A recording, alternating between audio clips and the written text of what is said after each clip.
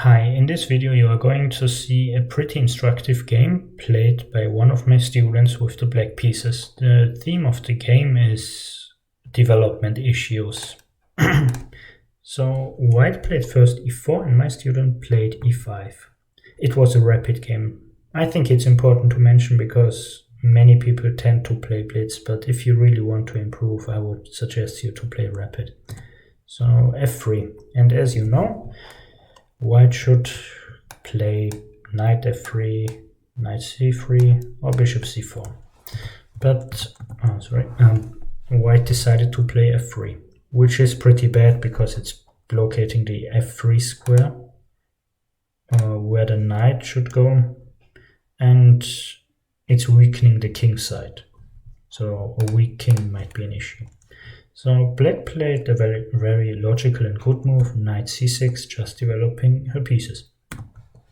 After knight c3, black played knight f3. And now came knight h3, which is a bad move. And the reason is that white is going to have troubles if black takes on h3.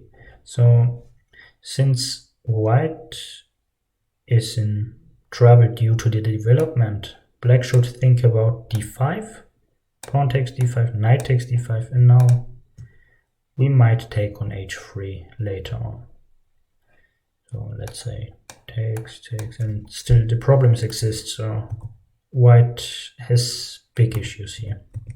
Instead, black played bishop c5, which is equally good, and after d3 had a clear disadvantage. White could also go bishop c4, but still the position is so bad that even d5 is a pretty strong move.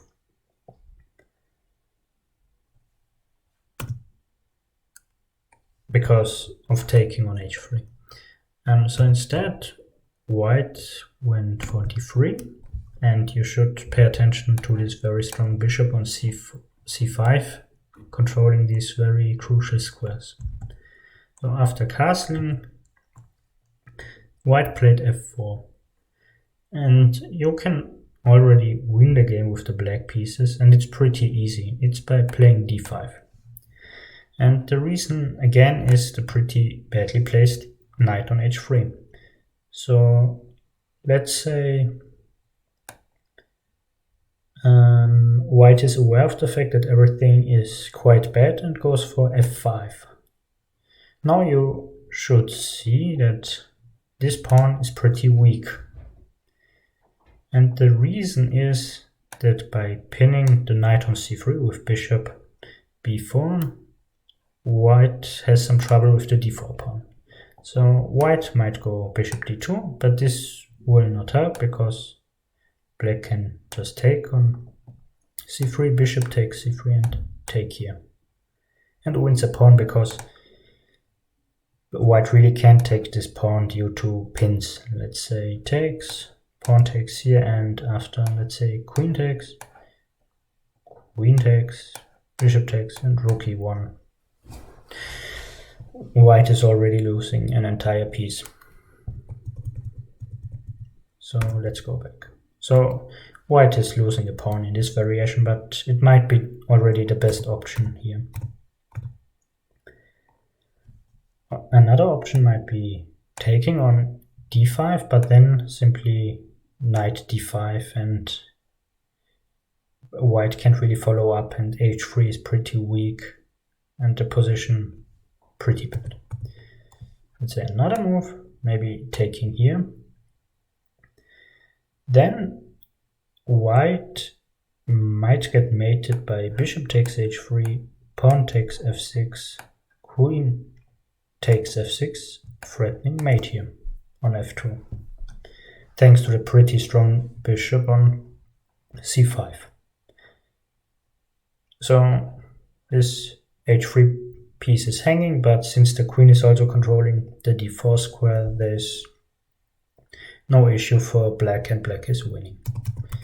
So let's go back. My student played d6, which is also a good move, but d5 is a little better.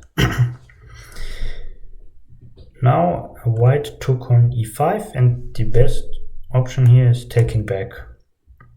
The reason is that white really hasn't a single good move. So it's really a horrible position because this bishop is, sorry, wrong color, is pretty weak and it's going to be taken very soon. Yeah, as mentioned before. So took, and now my student played bishop g4, which I didn't like that much, but it's still an advantage for black, and it's a crucial advantage. After bishop e2, taking, black took back the pawn. After this, white played rook f1, and after rook f1, knight d4 already works, and it's a really bad position for white. After queen d1, black found a really nice idea with queen d6, bringing another piece into the attack. White played knight a4, and now there's a little trick how to seize the edge, and it's by checking on b4, forcing c3, which is forking two pieces. But white has an issue with the knight on sorry, a4. So after b5, the knight can't escape, and let's say white takes on b4, black takes on a4. The position is very horrible for white, and white resigned in a few moves. Yeah, I hope you liked the lesson or the class, and don't forget to subscribe. See you.